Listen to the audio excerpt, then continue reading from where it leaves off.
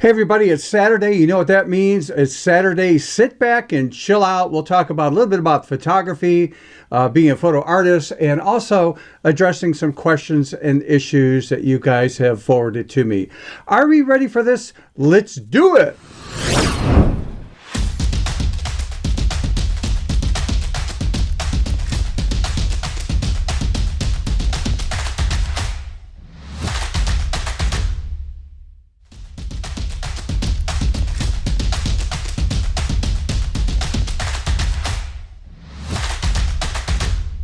Hey everybody, welcome back to my channel. As I mentioned before, this is a once a month I try to do this on a Saturday, so just sit back, chill out, relax, go over some issues and questions that you guys have had, and just, time to address those for you. If you're new to the channel, if you can do me a favor, please like the video. It helps with the algorithm to be pushed out. Subscribe if you have not subscribed, and also hit that notification bell. Next time I upload a video, which is once a week, usually on a Wednesday morning, you'll get notified by that. Wednesday morning, Eastern Standard Time from the United States, I should say, because I have quite a few people in the UK and other areas of the world. All right, so let's talk about... well, I just did something about making a smoke brush this past video. Why don't you use, real smoke and even fire? And that's really easy for me. Number one, the lighting's got to be right to make it effective, which is not a problem. I know how to do that. The major issue with smoke, with either, with a model or subject matter or whatever, is some of them don't like to smoke and they don't like the smell at all and stuff. So I just can add that, after the fact in Photoshop. A lot of times, well, in my home studio, which is in the basement, that smell would linger on and on and on. It's going to get in the fabric and the ceiling tiles and stuff, and I just don't want the smell. I totally respect when I use a studio. I'm not going to leave it with a cigar smell, something like that. So I'm very concerned about that. That's why I don't, it's not necessary for me to actually have real smoke. The other thing is, when you're dealing with this fire concept and stuff, I've had nothing negative happen, but I stopped doing it because I realized that my insurance won't cover that. It's considered out of the norm. And if I want to pay for liability insurance that would cover working with smoke and fire, some insurance companies won't even do it, and if they do, your rates are going to go way up. So you're flirting with danger if you don't have insurance, I would say, with one thing, but a lot of it has to do with the liability, and that is, you've seen some of the work I've done that was, fake flames and stuff like that, that just was done in Photoshop. If you haven't seen those before, I'll put a couple images up here showing you. One's an extreme, we just threw a lot of fire in there. But here's some just examples of, the model, the person, they were safe, right? Nothing to worry about. So that was all just done in Photoshop using fire overlays. Okay, so dealt with that question. The other issue I had is, why do I use the G1X Mark III? And I've had this before, but here's a camera. They want to, do you really use this? And the answer was, well, yeah, I do. Mainly, I got this camera. In fact, the original one was the G1X. Years ago, I had, and I gave that away. It was a travel camera. I just didn't feel like taking this, big camera with all the lenses and that when I went on vacation traveling. So this shoots 24 meg RAW and a JPEG. It does a great job, and it's great under low light. I was surprised how good it is. And this is an old camera. I think this is maybe 6 years old now, and still does the job. I like it because there's a hot shoe on it, and I have used this in the studio. Now, why would I use this in the studio? Well, it's an exercise for me to prove that, number one, this doesn't matter. I mean, you have to have a camera, right? And if your cameras are at least 5-6 years old, you got a darn good camera. But it's your knowledge in framing and all these other things I've talked about in past videos that are more important. Some photographers say that this is only about 5 to 10% of your finished image. All the rest is you with the lighting and setting the settings in the camera the way you want it to be, and how you're framing the shoot, and how you do post-production, and the list goes on and on and on. Your knowledge is really 90 to 95% of coming up with that iconic image that you just really love. Maybe you're going to have a large print made of it. So yes, I use this for exercise purposes in studio, not really client work at all. And also I shoot JPEG far more than what you probably think I really do. And again, JPEG in the early part of my career, we didn't know what to do with raw files in the very beginning. This is back in 2005, 2006. There's no such thing as Lightroom that was out. And you got a free software with Canon to process, raw files and then bring it into Photoshop if you wanted to do that. It just was a very slow process. So when I was doing weddings and other stuff, I was just shooting JPEG like most people at that time. I converted to RAW later down the road, but I still shoot JPEG for personal projects, and the reason is it's an exercise. How good am I at framing the shot and getting my lighting and exposure exactly the way I want it, with very little, say, overall manipulation in Photoshop or some other editing software, where a lot of times we get sloppy when we're shooting RAW, and we just go, oh, it's close enough, I can always modify that in post-production work. Well, yeah, but I think the better you get at getting your exposure right, you're minimizing that. In fact, I'm going to show you an image right now that's up on the screen that I actually worked with if anybody's heard of Joel Grimes. I was at a workshop with him in Tucson, Arizona a few years ago, and this image was picked up by Canon, and they had part of the getaway that we had was actually sponsored by Canon, and we were supposed to submit a single image during that week, and they were going to pick out a half a dozen images, whatever, to print on their large, printers there, and mine was selected, and I felt embarrassed because the lighting setup in that Joel Grimes had done. I was just there shooting, and I helped work with him a little bit on setting things up, but he was the eye that saw everything. So when I took the picture, there was only a handful of things I did. Number one, the exposure was right on. I never even changed that exposure at all. And so number two, the only thing I really did was I cropped, because I was freehand. It was not on a tripod, so it was a little bit crooked. So I corrected that, and I added a little bit of clarity, and I think I pushed the shadows up a little bit. That was it. that was it. And then I submitted the image as a TIFF file, and again, it was selected. And again, it was just, it shows you the power of getting things right in the camera as much as possible. So yes, I shot in RAW at that time, but the purpose of shooting JPEG is really to exercise this right here, the brain, and see how far I can push it. And a lot of my images that I've done that people have raved about and stuff that I did in the past, the first thing they always ask, well, what kind of camera did you use? And da-da-da. When they found out it was a point-and-shoot camera and they shot it in JPEG, their jaw drops. And again, it's just an exercise to prove that it can be done. Okay, so I think it's a good idea to shoot JPEG once in a while, just as an exercise for yourself. I'm not saying, abandon RAW and that kind of stuff for client work, but if you're just doing stuff as a hobby, push yourself. See how far you could go by shooting it with JPEG. You'll find that you'll slow down a bit, and you'll eventually get tighter and better at controlling that camera to get the lighting just the way that you want it to be. I need to emphasize the way you want it to be, because everybody's got to put their 2 cents in there. Well, if it was me, I would have had it exposed a little bit brighter or whatever. That's all irrelevant stuff, because it's so personal, and everybody has their own sort of look and feel. So usually I ignore that kind of comment because you don't know the vision I had, and I don't know the vision somebody else has. That's why I don't critique anybody's images, because all of a sudden it becomes my image if I say, well, if it was me, I would do this. So that's a topic all by itself right there.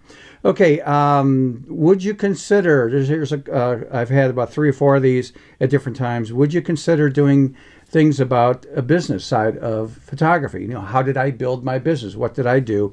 And I don't know if I have enough people that would be interested in that, but that's something, I should possibly do as a future, video down the road. Also, people have seen on my website all these kids I photograph in a certain style, and it was influenced by Norman Rockwell. And so the some of the comments that were coming in would be, would you consider putting on a training class or a video or something on how I do that type of work? And yeah, that's something I could look into. I actually teach that class once in a while here in Michigan. It's a full day workshop between usually 10 to 5 o'clock.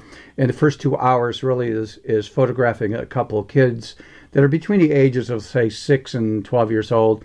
And then we take a lunch break. And then after that, we come back and everybody picks their favorite image, or they could use my image. It doesn't matter. And then I train them and walk them through step by step and how I create that. And they actually walk away with that unique background that I designed years ago. So if I did put a little class on and put it on buymeacoffee.com, I probably would price it at $10. And I know some people are going to say, why are you so inexpensive on classes? Because a lot of times things are $50, $100 on recorded stuff. And I know that most of you people are not doing this as a business. And, you know, if you're out spending $5 to $10 for training, you can afford more diversity of, say, different types of training on different issues when it comes to photography and as a photo artist. If I start charging $50, $60, that limits, how much you can invest, because again, I know money is tight, internationally. This is, again, like I said, maybe not a business for most of you. It's not. I know that for a fact. It's a hobby, and that can be very expensive. So I'm trying to keep things down to, if it's a full-blown program or training class, I don't want it going over $10. So would I consider doing that? Yeah. There's one issue. By the way, I think I put in a couple photographs of that type of style and look if you have not seen that before. The problem I have is time. I'm trying to get a balance between, one, the YouTube channel, number two, client work, and number three, personal projects. Occasionally, I do training locally here in Michigan, but that's not, that's just a handful of days per year. So it's not like it's a regular thing I'm doing every week. But I'm trying to get a balance because I also want a social life. And being, turning 73 this year, I need a little bit of balance in life, I should say. And things that used to be really important to me, a few years ago, just drop down that list. And going out traveling and seeing my grandkids, which is out of state for me, is a big deal. Plus seeing my daughter and son-in-law. Okay, another thing that was mentioned was overlays and working with overlays. I've taught a class on that. If you don't know what that is, I'll put a couple examples here of some before and afters. We actually do about 10 projects in a half-day class that normally sells for $100 between 1 o'clock and 5 p.m. And something like that, I can put together. Again, it's time to do that. Just like... hey, how about compositing 101 or the basics of compositing? Could I do a class on that? And I do teach a hands-on class. Again, it's a half-day class on compositing here in Michigan area. And I just do it, like I said, 2-3 times a year. It's nothing that's on a weekly basis or whatever. That's another class I could maybe look into. But again, when you're looking at, Norman Rockwell stuff, by the way, compositing, if you don't know what that is, basically, it's taking an image, cutting it out and putting it into a different background and jazzing it up. And there's more than just cutting it out. It's all about perspective and color grading and all these other things to match, same kind of lighting and contrast and that. So it looks like that subject, belonged to that background right there. So again, compositing creates a lot of really cool things. Just as a footnote, this Norman Rockwell stuff, which is classified as compositing, by the way, compositing basic 101 and doing overlays. These are all considered now being a photo artist. And again, a photo artist is somebody who uses a camera and software to create their art and vision. In other words, I can't call that true photography because you're manipulating that image beyond just, say, in Lightroom or Photoshop, like if you were in a digital darkroom or whatever. And no, this is adding elements to your image that never existed. So when you start doing stuff like that, that's when you're now on the artistic side. And that's why we call ourselves photo artists, somebody who uses a camera and software to create the art and vision. Okay, so let's see. I think that's about it. If you could do me a big favor, actually a couple favors. Number one, again, I just mentioned, like the video, subscribe if you have not subscribed, and hit that notification bell. The other thing is I want to thank everybody that is subscribing to, not subscribing, but donating a coffee at buymeacoffee.com/Stephen Photo Artist. The link should be right down here. And it's just a way of, it's not subscription based, it's just on a volunteer basis whenever you feel like it. It's just a way of helping support the channel. This is not monetized at all or sponsored at all. The channel's not big enough on YouTube to be monetized, and to encourage me to keep doing this and posting information for you, which hopefully is helpful. It does help with the cost of doing this, because I know most people, when you go to work, you expect to get paid. You don't go to work say, oh, I love my job so much, don't pay me. I'll just be happy to show up. Sometimes I feel like that's what's happening to me with the YouTube channel. And again, one comment is like, why are you doing the YouTube channel? And the reason is I've learned a lot over the last, say, 19 years from top professionals internationally. And I've got a lot of information that I've not only used, but I want to pass on to other people, because again, slowing down, becoming 73 this year, I'm not going to do as many projects, and I'm not going to do as many paid gigs with clients. I'm sort of weaning that down a bit. But yeah, if I can help people and try to be positive about stuff to elevate your thinking to another level, that's the whole purpose of this channel. A lot of times I'll do things that rub people the wrong way. Oh, well, I was taught this and you're saying the opposite of that. That's fine. You could disagree with what I have to say and what other professionals say out there, because everything's about choice. You should be doing what you love to do. If you don't like certain things, don't do it. Just like, I discovered, because I tried different genres of photography to find out, what I really like. And a lot of my interests has changed. Again, like 4 years ago, I never shot models the way I'm doing it now. Who'd have thought I'd be doing this, right now at this time in my life? But my interests changed, and I could help some models out. I can help build their portfolio, and take a lot of knowledge I've learned from, other top, say, portrait photographers. So, this is just about, again, trying to be upbeat and positive and making you think, and and it's all about choices and doing what you love to do. And I mentioned in the past that one of the areas of photography that I just don't have the patience for and don't like, but I appreciate people that do it and do it well, and that is photographing newborns. The reason I don't like it is that you're on baby time, and there's been many times that, I was doing my grandkids, and because of that, it's sort of like mushroomed out where, oh, you do baby stuff. I was just tired sitting around doing nothing as I got everything set up, because the baby was crying, it's beet red. Then it passes out and goes to sleep, and then it starts to wake up a little bit. We're going to take pictures. Nope. Now we got to change the diapers. Now we got to feed it. And before you know it, 45 minutes to an hour has gone by, and I haven't taken one photo yet. So again, I appreciate people that do this really well. It's just I don't have the interest in that. So, but it's important to try different things in photography to see what you like. And I know it takes time to do that. You might want to try to go to different, classes and stuff out there, or little workshops that maybe are locally that you could try landscape versus product shots, and the list goes on and on and on. All right, so let's take a look at it. My email address. If you have any issues or questions, please help me out. I do have a bit of a backlog of topics I can do. But again, if you have any issues or questions, my personal email address is right down here. It should be stephenphotoartist@gmail.com. You'll get a better result if you send a message to me by my private email. I generally don't look at comments on YouTube, maybe once every couple weeks or so. I just skip through those as fast as I can. But feel free to leave comments on YouTube if you prefer to do that. I just know a lot of people are afraid to leave comments there because everybody else could see it. That's why I provide my personal email address.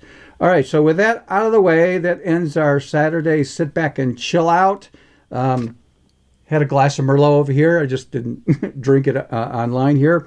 But do me a favor, and that is get that camera out and make mistakes. You always hear me say that. Why do I say make mistakes? Because we learn from making mistakes.